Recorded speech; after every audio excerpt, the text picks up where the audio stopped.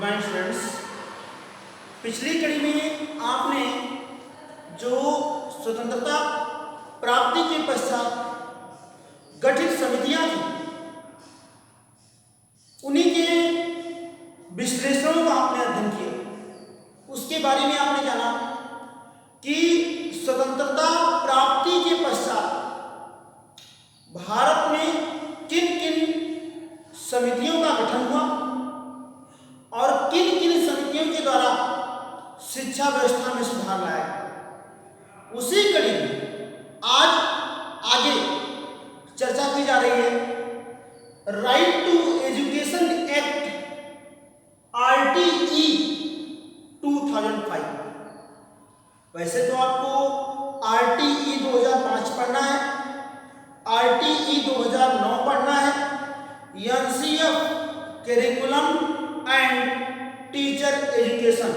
अगर मैं यहाँ पर पाठचर्या एवं शिक्षा की बात करूँ, लेकिन अगर मैं NCF की बात करूँ, राष्ट्रीय पाठचर्या रूपरेखा 2005, नेशनल करिकुलम फ्रेमवर्क, मतलब आपको RTE 2005 पढ़ना है, NCF 2005 पढ़ना है और RTE 2009 पढ़ना है। इसी कड़ी में आज आपको जो चर्चा की जाएगी वो RTE 2005 की और RTE 2009 की चर्चा की जाएगी। तो सबसे पहले आपको बता दें RTE 2005 right to education act पूरे भारत में 2005 में आया। इसकी सिफारिश 2004 से प्रारंभ की गई थी और जिसमें NCERT के द्वारा 6 दिन तक लगातार बैठक की गई थी और जिसके बाद राइट टू एजुकेशन एक्ट लाया गया था जो 2005 में था। अगर मैं बात करूं राइट टू एजुकेशन एक्ट 2005 और राइट टू एजुकेशन एक्ट 2009 का तुलनात्मक अध्ययन करेंगे, कंपैरेटिव स्टडी जब करेंगे तो आपको इन दोनों में अंतर समझ में आ जाएगा और यही से हमारे पेपर पैटर्न में प्रश्न दिया है। अगर मैं बात करूं राइट टू एजुकेशन एक्ट 2005 के 2005 के बारे में, ठीक है, शिक्षा का अधिकार अधिनियम 2005, शिक्षा का अधिकार अधिनियम 2009। अगर मैं बात करूं राइट टू एजुकेशन एक्ट 2005 से, इससे पहले आपने देखा था कि स्वतंत्रता प्राप्ति के पश्चात इससे पहले जो नियम लाए गए थे और इससे जो रिसेंटली पहले 2005 से पहले 2002 में शिक्षा को मौलिक अधिकार का दर्जा प्रदान कर दिया गया था। यह आपने पिछली क्लास में देखा, शिक्षा को मौलिक अधिकार का दर्जा अनुच्छेद 21A, ठीक है, आर्टिकल 21A संविधान संशोधन 86वां सन 2000। अगर मैं बात करूं RTE 2005 के बारे में, RTE 2005 में मुख्य रूप से 2 मेन बिंदु माने गए, वैसे तो अन्य भी हैं। इसी तरह RTE 2009 में भी 2 मेन बिंदु माने गए। इसके बाद इनके अलावा भी चर्चा की जाएगी। अगर मैं RTE शिक्षा का अधिकार में 2005 के बारे में उसका पहला पॉइंट क्या है, तो ये कहा गया शिक्षा के अधिकार में 2005 में राज्य सरकार व केंद्र सरकार के मध्य शिक्षा के बजट में बंटवारा, यानी कि पहला पॉइंट क्या था, राज्य सरकार, ध्यान रखिएगा, राज्य सरकार व केंद्र सरकार के मध्य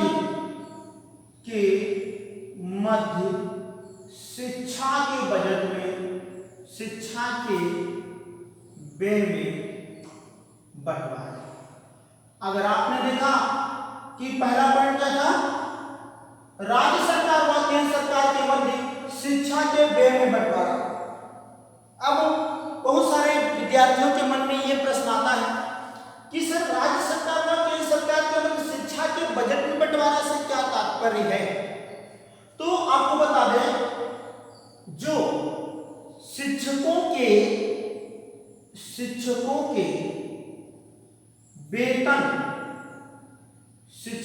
वेतन में बंटवारा, यानी कि इसका जो वास्तव में बिंदु माना गया, जो शिक्षकों का वेतन दिया जा रहा है, इसमें राज्य सरकार और केंद्र सरकार का अनुपात घोषित कर दिया गया। क्या अनुपात था? राज्य सरकार और केंद्र सरकार के मध्य, state government and central government के मध्य जो अनुपात बांटा गया, सैलरी का अनुपात बांटा गया, वो था 30% और 70%।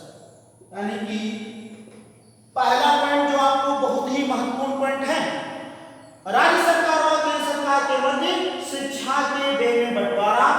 मतलब व्यय में बंटवारा क्या है? शिक्षकों के वेतन में बंटवारा।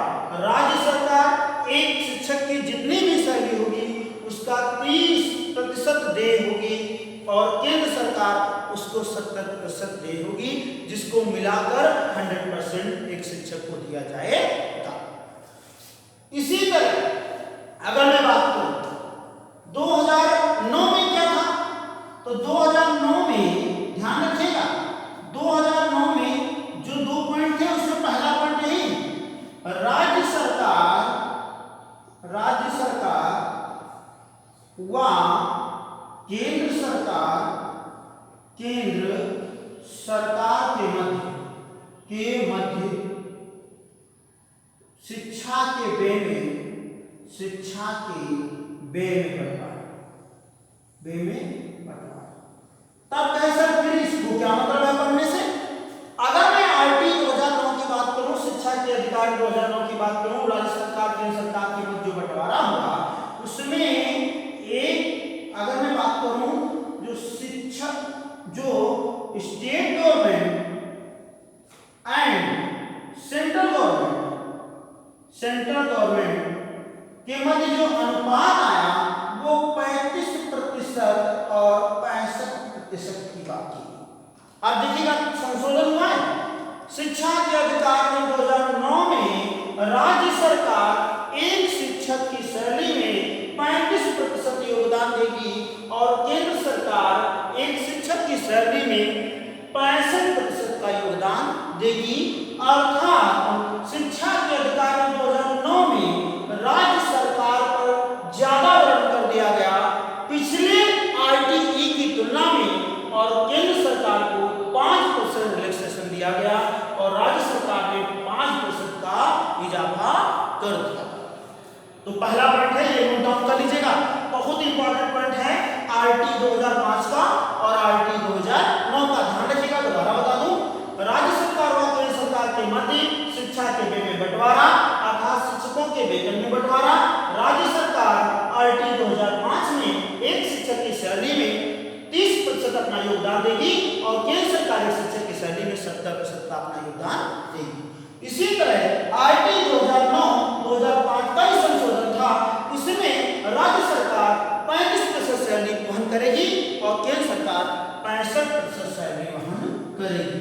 ये तो था पहला पॉइंट आरटी 2005 का और आरटी 2009 का। अब सेकेंड पॉइंट की चर्चा करते हैं आरटी में। दूसरा पॉइंट क्या था और इसमें दूसरा पॉइंट क्या था? आरटी 2005 में दूसरा पॉइंट इसमें महत्वपूर्ण है, शिक्षक और छात्रों का मतलब विद्यार्थियों का अनुपात निर्धारित करना।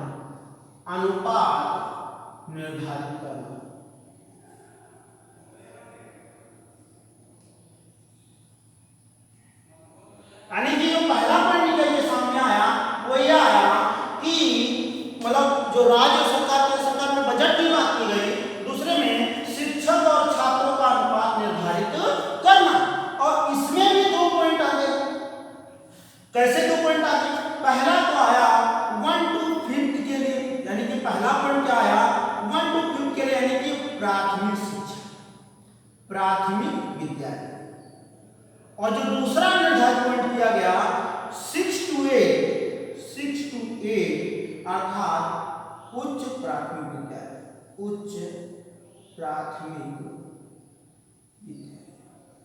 यदि मैं बात करूं शिक्षक और छात्रों का जो अनुपात निर्धारित किया गया प्राथमिक विद्यालय में, क्या किया गया, एक शिक्षक पर, अगर मैं बात करूं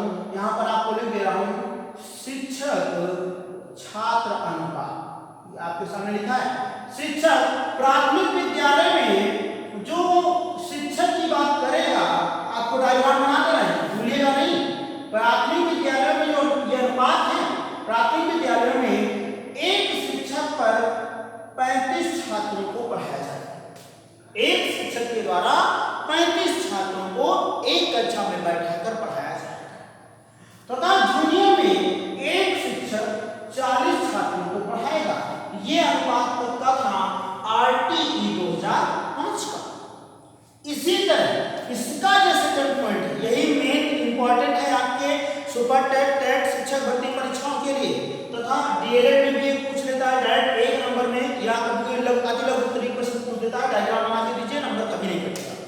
अगर मैं बात करूं RTE 2009 के बारे में, RTE 2009 में दूसरा पॉइंट भी यही है, शिक्षक और छात्रों का अनुपात, छात्रों का अनुपात निर्धारित किया गया।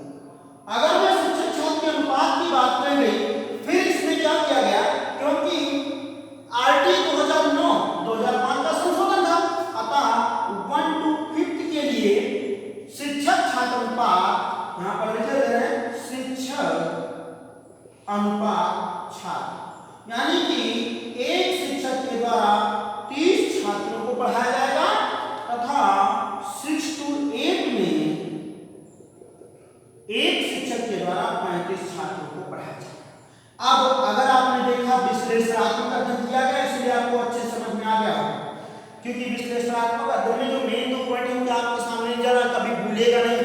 आप अपने कॉपी पे डायग्राम बनेगा, एक पेज में, मुश्किल से एक पेज में पूरा चैप्टर कंप्लीट हो जाएगा और आपको हर हाल में किसी न किसी पेपर में पूछ लेता है। तो शिक्षक छात्र अनुपात का निर्धारण किया गया 1 to 5 में प्राथमिक विद्यालय में शिक्षक एक छात्र कितने रहेंगे, 35, यानी एक कक्षा में एक समय एक शिक्षक 35 छात्रों को पढ़ाएगा। 6 to 8 में यानी एक शिक्षक के द्वारा एक समय में एक कक्षा में 40 छात्रों का अनुपात निर्धारित किया गया। RTE 2009 में शिक्षक और छात्रों का अनुपात 1 to 5 में एक शिक्षक एक छात्र और 6 to 8 में एक शिक्षक 35 छात्र। ये तो मेन 2 पॉइंट थे। अब इनके अलावा प्राथमिक शिक्षा में या उच्च शिक्षा में शिक्षा के अधिकार में और किन बातों को महत्वपूर्ण स्थान प्रदान किया गया। अब ध्यान रखिए, अन्य जिन बातों को महत्वपूर्ण स्थान प्रदान किया गया उसमें ये कहा गया बाल केंद्रित शिक्षा, यानी कि अगर मैं इन दोनों की बात करूं, इन दोनों में चाइल्ड सेंटर्ड की बात की गई थी, बाल केंद्रित शिक्षा की बात की गई थी, बाल केंद्रित शिक्षा की बात की गई थी। अगर मैं इसके अलावा भी पॉइंट आपसे बात करूं, बाल केंद्रित शिक्षा के अलावा, इसके अलावा जो यहां पर था रटने की पद्धति का विरोध किया गया था, रटने की पद्धति का विरोध किया गया था, यानी कि इसके बाद खेल कूद के माध्यम से पढ़ाने पर जो खेल कूद के माध्यम से, ठीक है, पढ़ने पर जोर दिया गया था, पढ़ने पर जोर दिया गया था। ह्यूरिस्टिक विधि का पालन किया गया था। कौन सी विधि? ह्यूरिस्टिक विधि, खोजबीन पर आधारित है, ठीक है। अगर मैं बात करूं इसके साथ साथ प्राथमिक विद्यालयों में, ठीक है, मातृभाषा की चर्चा की गई थी तथा यहाँ पर अलग अलग विषय की चर्चा की गई थी जो आपको NCERT 2005 में विस्तार से आपको अध्ययन कराएंगे। इसके आज से इतना ही, लेकिन ध्यान रखिएगा बहुत ही इंपॉर्टेंट, छोटा सा चैप्टर है लेकिन इंपॉर्टेंट है आपके पेपर पैटर्न से। धन्यवाद।